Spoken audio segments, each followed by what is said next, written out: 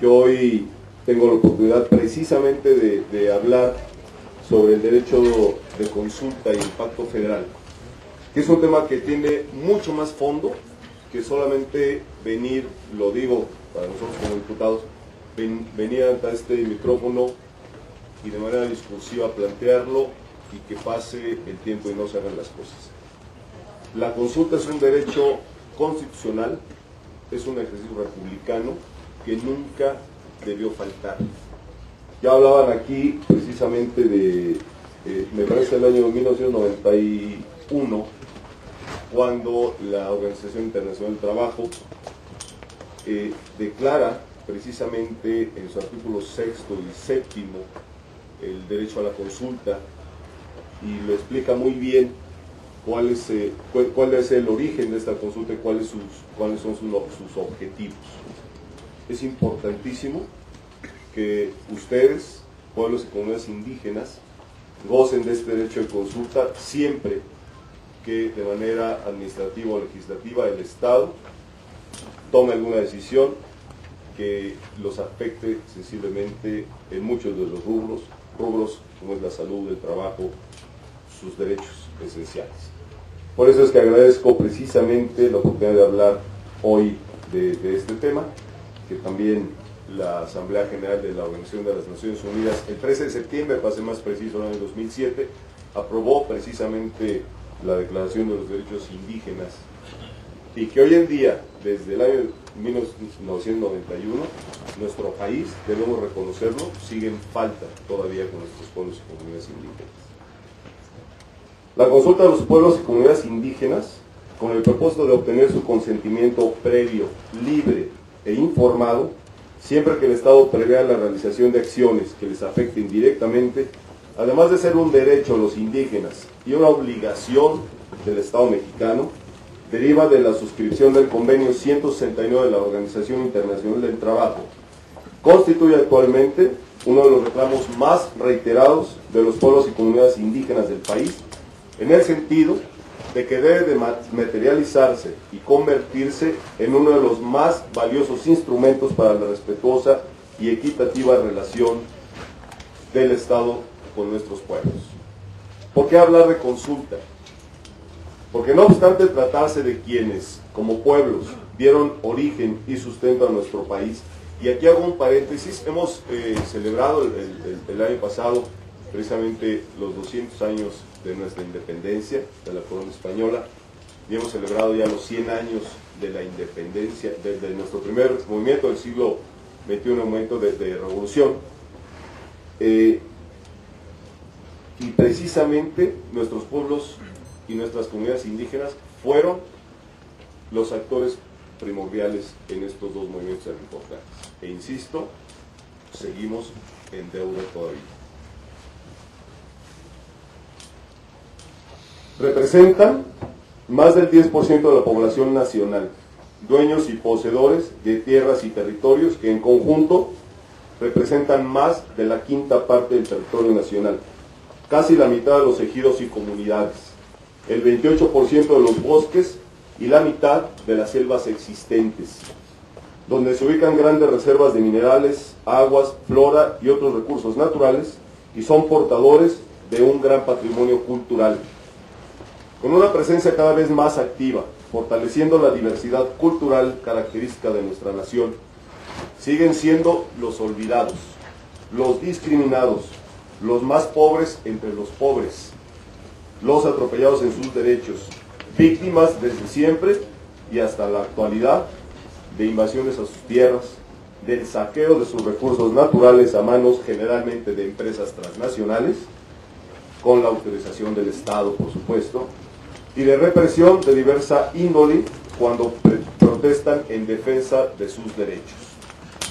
En general, porque consideramos que la etapa de desarrollo por la que atraviesa nuestro país ha generado condiciones para que las fuerzas económicas que operan en el mercado y la sociedad hayan venido reconfigurando los espacios sociales, entre estos los de los territorios indígenas, con ello afectando profundamente la vida y futuro de estos pueblos.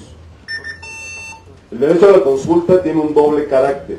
Es un derecho humano colectivo de los pueblos indígenas, íntimamente vinculado con su derecho a la libre determinación y a la vez un instrumento central para garantizar la realización de un amplio conjunto de derechos reconocidos tanto en el ámbito internacional como en el nacional.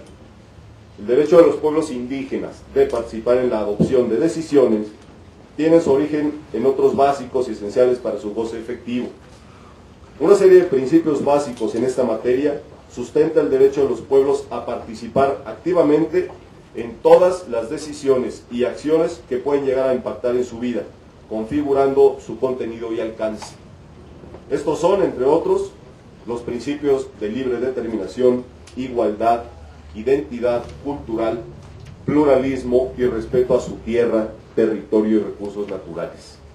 En consecuencia, la falta de participación efectiva de los pueblos indígenas en la adopción de decisiones relativas a asuntos que les afecten pueden tener un impacto directo sobre su goce efectivo de otros derechos fundamentales, además de los mencionados, como la alimentación, vivienda, salud y educación, llegando en muchos casos a socavarlos directamente.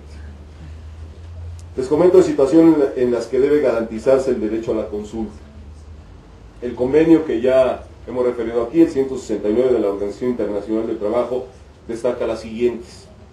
En el caso de proyectos de prospección y explotación de recursos naturales en las tierras y el territorio de los pueblos indígenas. En la formulación, aplicación y evaluación de planes y programas nacionales y regionales de desarrollo. En la enajenación de las tierras de los pueblos indígenas o la transmisión de sus derechos sobre estas tierras a personas extrañas a su comunidad. En los casos de desplazamiento o reubicación de sus tierras. En la organización y funcionamiento de programas especiales de formación profesional. En las medidas orientadas a enseñar a leer y escribir a los niños en su propio idioma indígena. ¿Cuál es la naturaleza y función del desarrollo a la consulta? El derecho a la consulta es una expresión práctica y concreta del derecho más amplio de los pueblos indígenas a la libre determinación. Mediante su ejercicio, los pueblos y comunidades indígenas participan en la toma de decisiones que pueden llegar a tener un impacto en su vida comunitaria.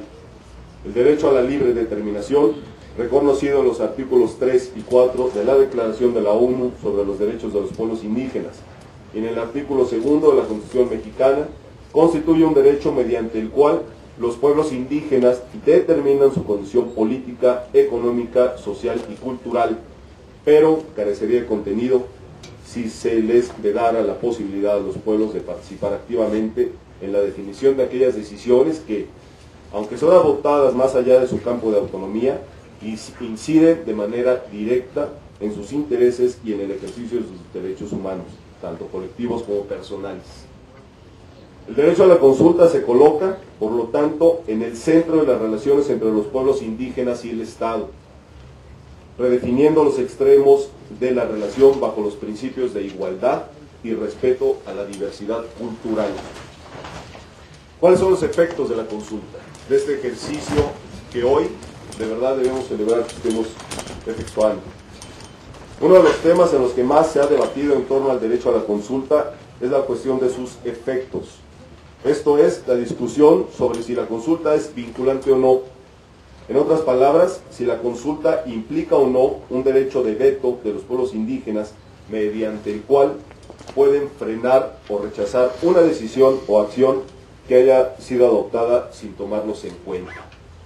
El derecho a la consulta, finalmente, sienta las bases para construir un verdadero diálogo entre el Estado y los pueblos indígenas, mediante el cual se pueda trabajar de buena fe hacia un consenso que refleje un acuerdo satisfactorio para ambas partes. Por su atención, muchas gracias.